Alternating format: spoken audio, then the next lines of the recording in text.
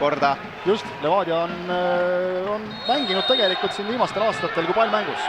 Viimastel aastatel, isegi ütleks nagu nende kohta. Pressingu peale, et on ebamugav olukord Paide jaoks. Saaks nüüd selle terava nurgaat löök ja Tšaatšo lükkab selle üle värava ja Stoikov siis aru, kuidas sealt pahasti. Ja siit on võimalus Kristalil minna, lähetab keskele ka. Seal on Saarmal löögi koht, Robbie Saarma ja 1-0! Robbie Saarma ja 1-0! Ja enda eksimusest Levadia praegu saeb enda jalga. Ise ehitavad ja kes on see mees, kes võtab selle palli vahelt, 16-aastane Patrik Kristal. Ülejäänud meeskond tähistab kaugemal nurgalipu juures, Kristal saab siin Erolilt ka veel innustava vopsu juurde ja siin läheb kiiret joogimudelite jagamiseks.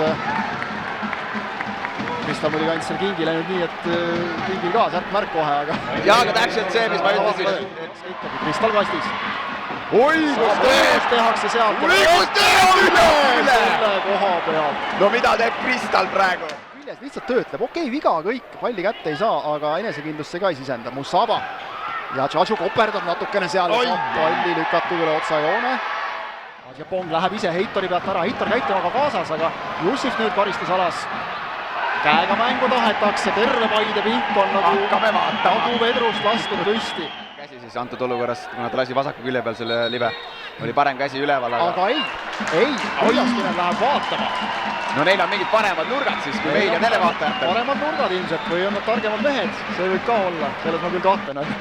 Aga Küljastinen läheb, vaatab ise üle, võib-olla ta ei näinud seda olukorda nii hästi, tahab ise vaadata ka, sest vaieldamatult seal nagu penaltiks ainest on.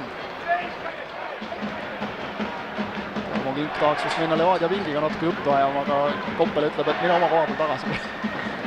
No vaatame, kas saame mingit paremat nurka ka siit. Äkki sellest 16 kasti kaamerast on paremini näha kui sealt otsakaamerast. No Varril on kindlasti päris kiire otsus tuli siit. Päris kiire otsus tuli ja ma arvan, et võib aimata, mis see kiire otsus on. Penalti Paidele 28. minutil. Mihkel Ainsalule käega mäng ja Paide saab võimaluse lüüa 2-0. Aga see ei ole veel kuskile löödud, see pall.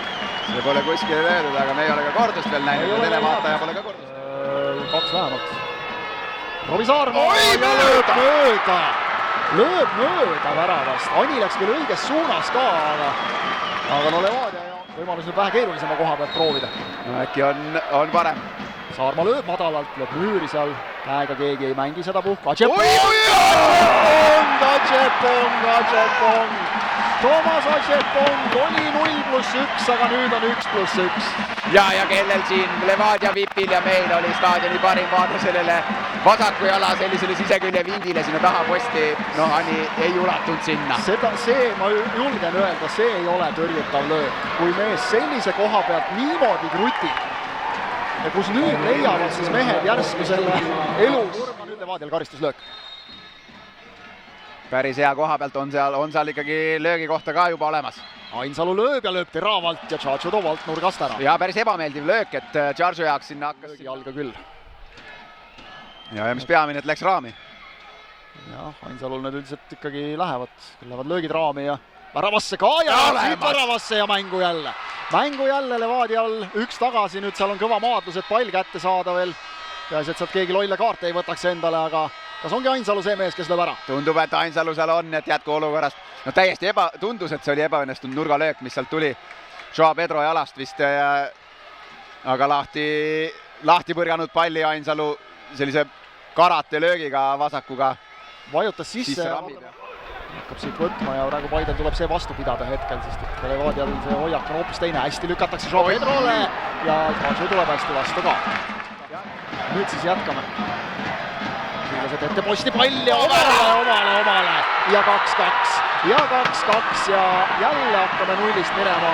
Vähem kui 10 minutit läheb Levadial aega, et viik kätte saada ja Jussif on see õnnetu mees, kes suunab palli, tundis, et Tšaatšo põrkas sisse, seal enam väravavaht reageerida, no ei saanudki jõuda. Ja no jälle Joao Pedrose nurgalöök tegelikult Peetsoni vastu ka kõrgete pallidega. Ei ole suurt varianti, jah. Mingit varianti ei ole, jah, just. Joao Pedro. Võim segab teda, Joao Pedro läheb löögile ja lööb 3-2. Ja lööb 3-2 Joao Pedro Levadia juhtima selles finaalis. 0-2 pealt on tulnud Levadia 3-2-ni. Ja ma ütlesin, Joao Pedrot ei saa kasti peal nii vabaks jätta, see mees oskab lüüa, tahab lüüa. särk lendab seljast ja 3-2, 2-0 on ohtlik poolaja seis. ja vaata, kuidas ka ikkagi Curro Torres võib rahul olla sellega, pingi peal rõõmustati kõvasti. Joao Pedro lükkamine sinna ülemise pooliku koha peale ääre pealt, see on töötanud teisel poolajal, sealt on tulnud. Kui neiud meil seal toovad karikaid ja medaleid juba välja tegelikult. Need pannakse varakult valmis.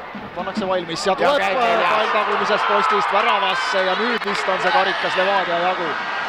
Nüüd vist on see karikas Levadia jagu, sest et 4-2 lähevad nad seda kohtumist juhtima ja on pea peale pööranud selle asja täiesti. Ja no teeb Larsen seda, mida ta tegelikult on ju terve see esimene ring siin meil Premium liigas teinud, et nõksutab ja siis kas vasakule ja senderdus või ka valus, aga see kasvamine ongi üks valulik tegevus.